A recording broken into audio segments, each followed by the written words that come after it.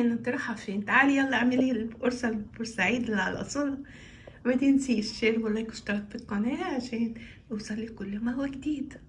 نسمي الرحمن ونقول المقادير. انا جبت ميزان اهو جديد، حلو قوي، يا ريت تجيبوه زيه اللي عايز يشتري واحد زيه. حلو قوي قوي بصراحة ودقيق جدا. انا وزنت بيه المقادير كلها بالكوباية وبالميزان، يعني عملته بالميزان الاول بعدين حطيته في الكوباية عشان نعرف.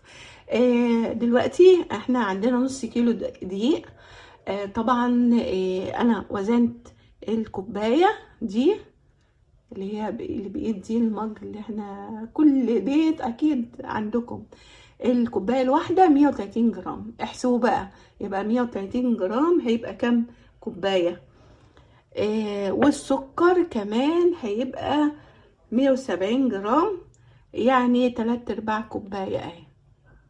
شوفوا 3/4 كوبايه، يعني شوفوا يعني الكوبايه الا عقله، يعني بصوا هنا عقله اهي الا عقله، شايفين؟ يعني اشيل له ايه العقله كده، يبقى كوبايه الا عقله كده. والزيت، الزيت هيكون كام؟ 170 جرام. لا الزيت 100، الزيت هنا هيبقى 138 جرام. الزيت طبعا زيت يكون يعني ملوش ريحه، ريحته حلوه. عندنا هنا كمان هنحط على الدقيق معلقة صغيرة بيكنج باودر اهي، كيس قليل اصلا اهو، معلقة صغيرة بيكنج باودر نحطها على الدقيق.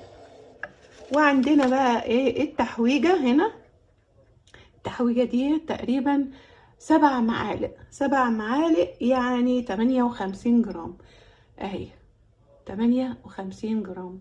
لو حطيته 60 مش هيجرى حاجة، على 2 جرام مش هيجرى حاجة.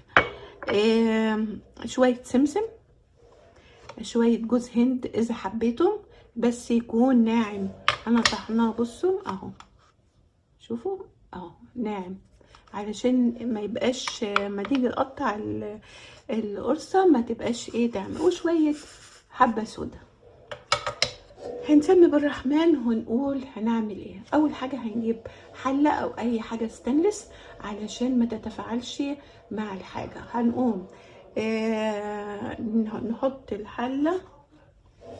اللي عايز ميزان زي ده قولولي عشان اقول لكم جايباه منين. حلوة قوي قوي ودقيق جدا جدا.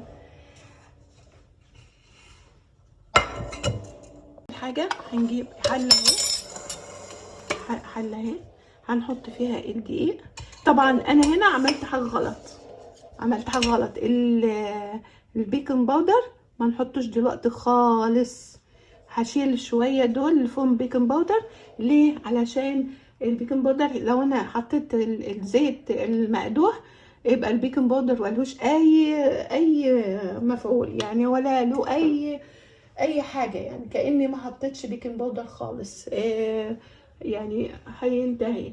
هشيل شويه البيكنج باودر مع شويه الدقيق اللي انا استعملتهم، اشيلهم علشان انا كده غلطانه، محدش يعمل زي الحمد لله ان انا افتكرت. هشيل الدقيق البيكنج باودر كده اهو اشيلهم كده اهو على جنب علشان احطهم في الاخر. معلش بقى التصوير نساني اهو، مخليهم على جنب كده. انا في الاول خالص بقى انا هحط هنا ايه الدقيق في الحله كده، حله ستانلس، وخليها تبقى واسعه علشان هو بيفور وما يبقاش يعني بيفور، وبعدين ايديكي ممكن يقوم مش حلو، يعني الايديك ممكن تتلسع. اهو انا حطيت بقى الكوبايه اللي انا كنت اخداها دول نص كيلو دقيق اهم، نشيلهم كده. وبعدين احط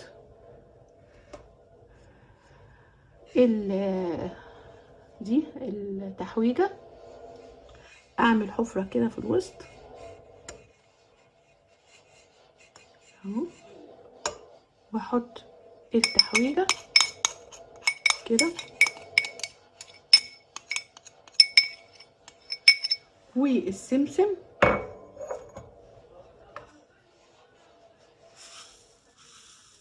هحط كده شويه واسيب دول احطهم فوق الوش كده، وبعدين اخد الزيت واقدحه على النار.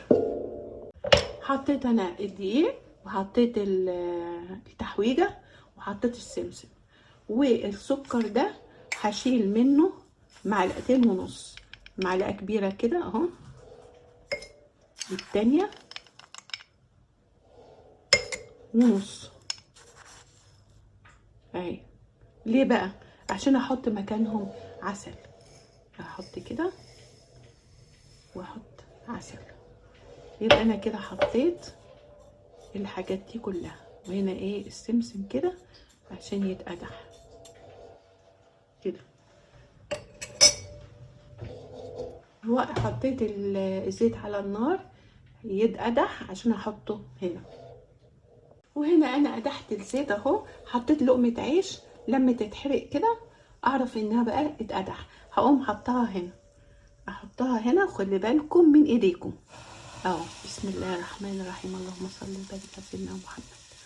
بسم الله الرحمن الرحيم، اللهم صل وبارك على سيدنا محمد. بسم الله الشريف كده اهي. سامعين الصوت وهو نازل؟ عشان كده بقول لكم خلي بالكم من ايديكم ونقلب كده. يبقى احنا حطينا كله على بعض ونقلب.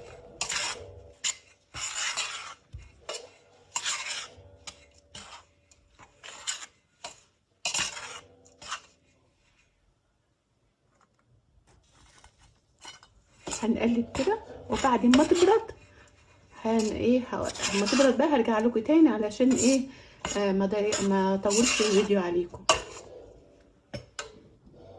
هنا انا عملت خلاص كده بردت، هقوم حاطه جوز الهند بقى كده واقلب برضو. بس هنا بقى ايه احط الايه، يعني اما تبرد خالص، هي دافيه شويه، انا مش هحط دلوقتي البيكنج باودر الا ما تخلص خالص. دلوقتي انا هعمل ايه، هقوم عامله كده، هبسها كده، اخلي تبقى مفيش اي كلكعه فيها كده.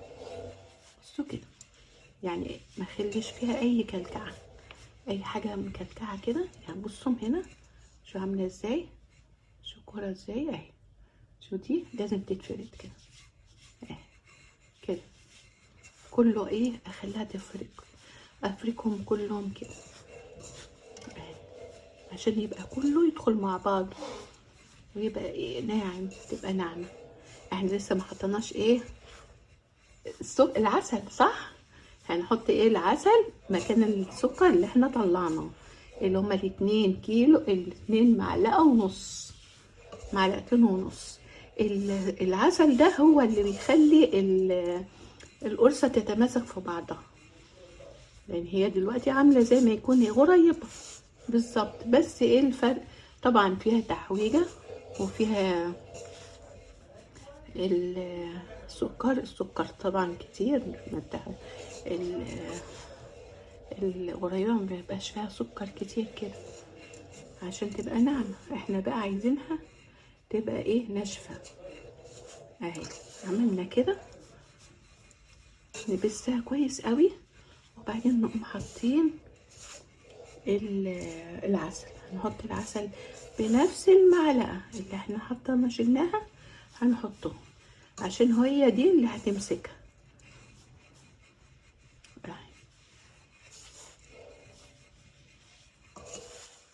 مش عارفه اخرج عشان ايدي مش نضيفه مكان دي، فمش عارفه افصل الفيديو. الكاميرا شغاله معلش سامحوني كده اهو. بصوا الكلكعه دي نعملها كده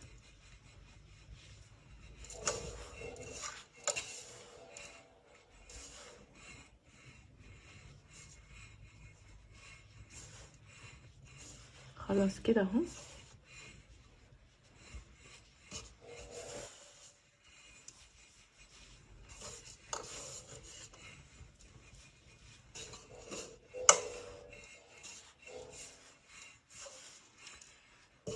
على فكرة في دي انا جربته حلو قوي، اسمه الحاسم الأرخيص، 20 جنيه يعني مش كتير، حلو والله مش وحش. عملت منه فطير، عملت حاجات حلوة منه اهي. خلاص هنحط بقى ايه العسل. شوف بقى، طب احنا بصوا انا عملت كده اهي، شوف تماسكت ازاي، وانا لسه ما حطيتش العسل. هحط بقى ايه المعلقتين ونص عسل،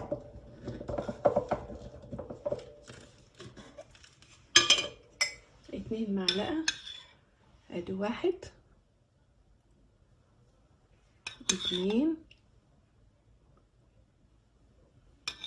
ونص. انا حطيتها يعني معلقة شوية إيه، مليانة حبة بس كده. نعجنها بقى كده بالمعلقة كده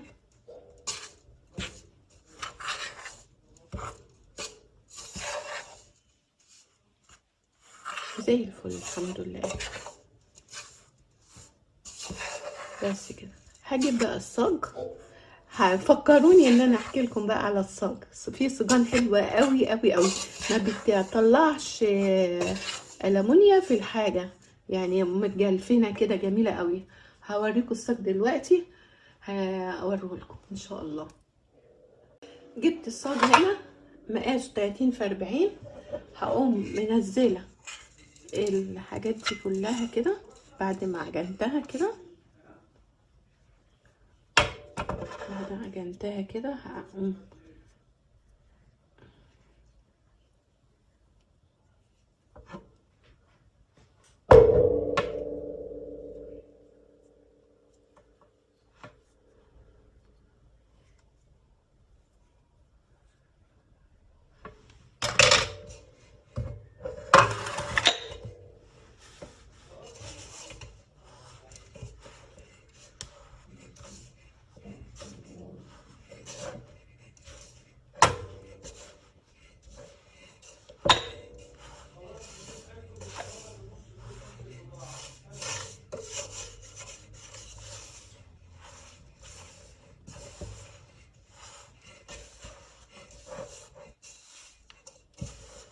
انا قلبت كده.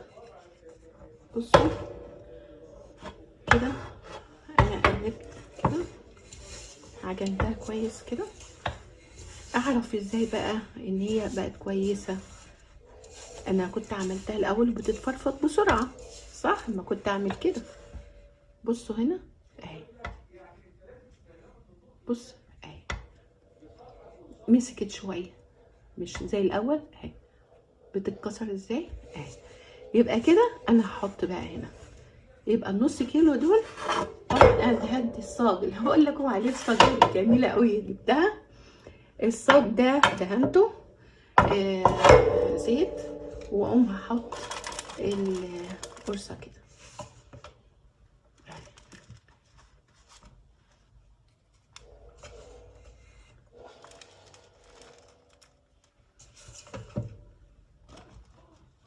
بسم الله الرحمن الرحيم. اخلي كله في سوا واحد، يعني مش حته عاليه وحته واطيه، يبقى كله سوا واحد علشان ما يدخل الفرن مش حته تتحرق تبقى واطيه والتانيه ايه مرتفعه، تاخد المرتفعه هتاخد حراره اعلى، فتبقى الحته الواطيه تبقى ايه تتحرق بسرعه، صح؟ هو النص كيلو يا دوب الصاج ده، وهي تبقى حجمها حلو يعني ارتفاعها حلو، مش هتبقى. يبقى كده انا خلصت كده، خلصت خالص اهو. شفتوا بقى انا نسيت ايه؟ نسيت البيكنج باودر، نسيت البيكنج باودر. البيكنج باودر بقى هقوم حاطاه كده مع شويه الدقيق اللي هما كده، اعمله كده وهقلبهم وخلاص. هعمل ايه؟ محدش ينسى عشان التصوير، والله التصوير بياخد وقت وبياخد ايه يعني، الواحد مبقاش مركز قوي اهو. شوفوا بس كويس الحمد لله ان انا ايه افتكرت اهو. هنقلب كده برضو كده، وبعدين نفردهم. طبعا البيكنج باودر انا حطيته على شويه الدقيق اللي كانوا ايه معاهم اهو. هحاول ان انا ايه يبقى كله سوا واحد وكده يعني. نعمل كده بقى.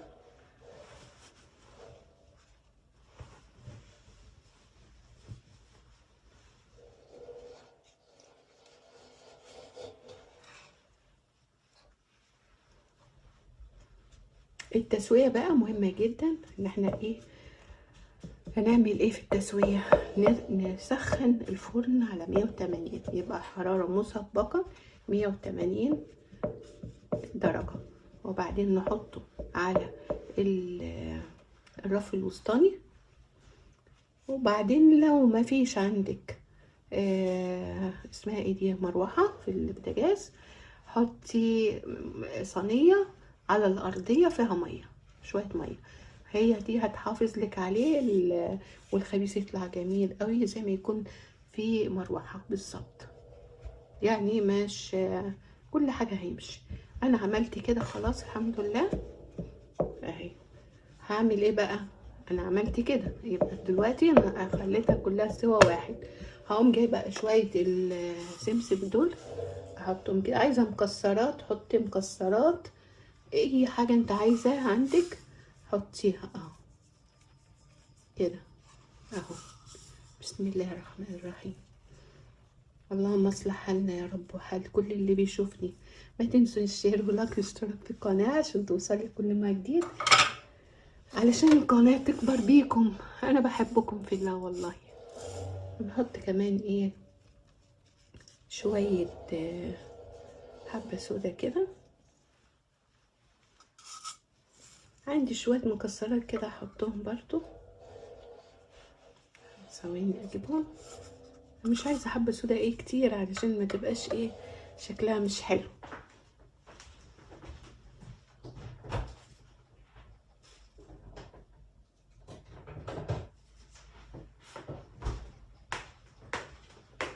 شويه ايه كده، شويه مكسرات كده عاملاها فرماها برضو، هتدي منظر طعم حلو ان شاء الله. يبقى كده احنا خلصنا الصينيه. ايه رايكم؟ صعبه؟ مش صعبه صح؟ سهله. هنعمل بقى هنا بقى ايه، هنجيب نشابة ونعمل بيها او مردانة. النشابة اللي عندي طويلة مش هتكفي تدخل هنا، فهجيب كوباية اسطوانية كده هوريها لكم دلوقتي. هنا جبت كوباية كده زي ما انتوا شايفينها كده، وايه واضغط عليها. اقعد اضغط عليها كده لغاية ما ايه تتمسك كلها.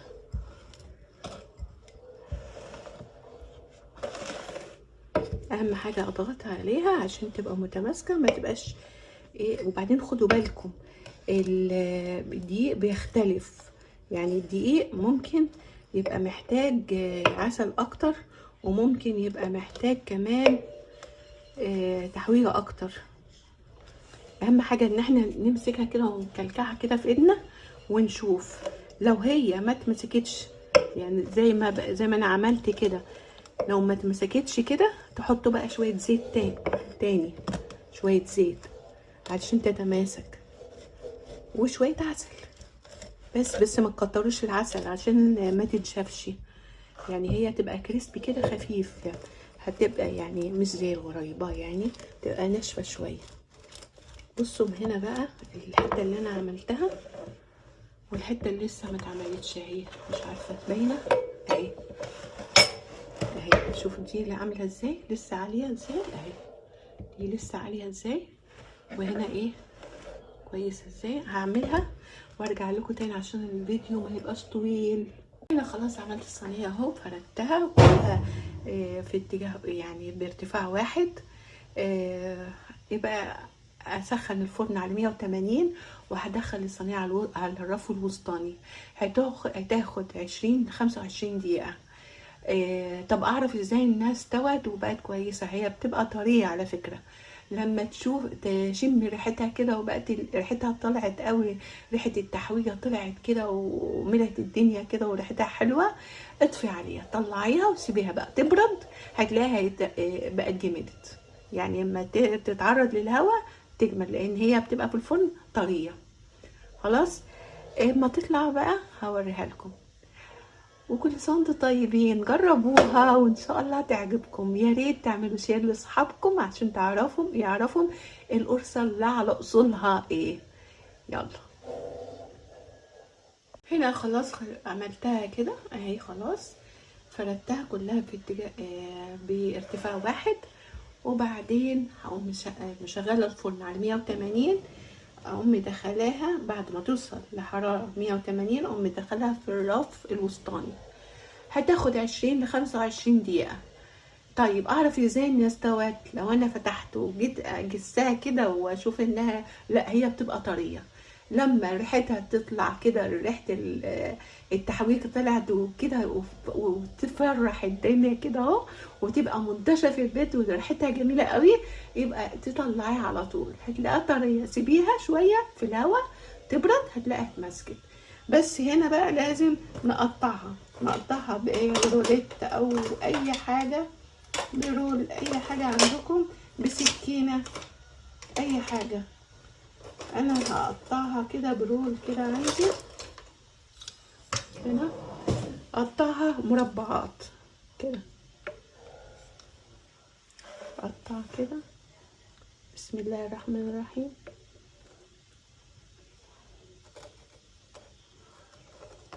كده اهو.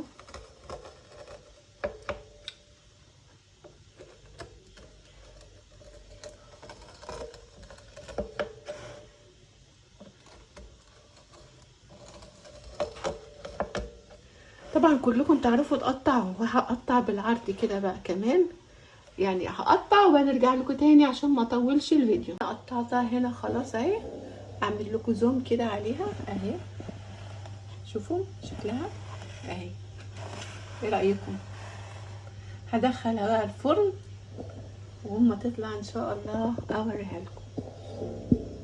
هنا خلاص عملته على 180، واحطهم بقى على ايه، على الوسط.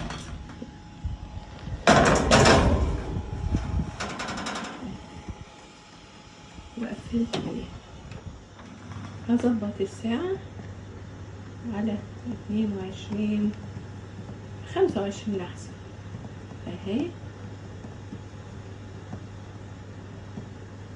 واسيبها بقى لما تدي الجرس اجي بقى اشوف. هنا بسلكها بقى، طلعت اهي من الفرن اهي، شفتوا شكلها ازاي اهي، الحمد لله. هقوم مسلكاها، شوف الدخانه طالعه عامله الكاميرا.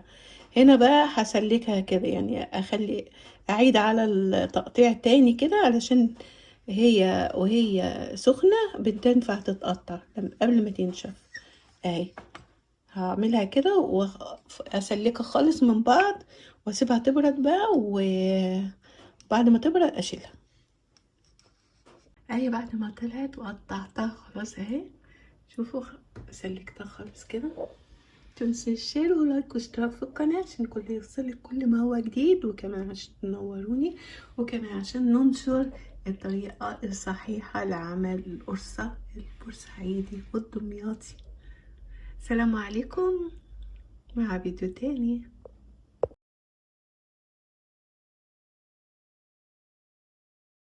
اهي بعد ما طلعت وقطعتها خلاص اهي، شوفوا سلكتها خالص كده. تنسوا الشير ولايك واشتراك في القناة عشان كل يوصلك كل ما هو جديد، وكمان عشان تنوروني، وكمان عشان ننشر الطريقة الصحيحة لعمل القرصة البورسعيدي والدمياطي. السلام عليكم، مع فيديو تاني. هنا الحمد لله بعد ما بردت خالص، هقوم مقطعاها على نفس التقطيع، يعني كلها كده اسلكها واقطعها كده اهو اهي. واحده طلعت اهي، بصوا متماسكه، وشوفوا الطعم شكلها ايه. اعمل لكم زوم عليها، بصوا، وهشة مش مكتومة، طعمها تحفة، رغم ان هي ما فيهاش اي سوائل غير ال3 معالق العسل.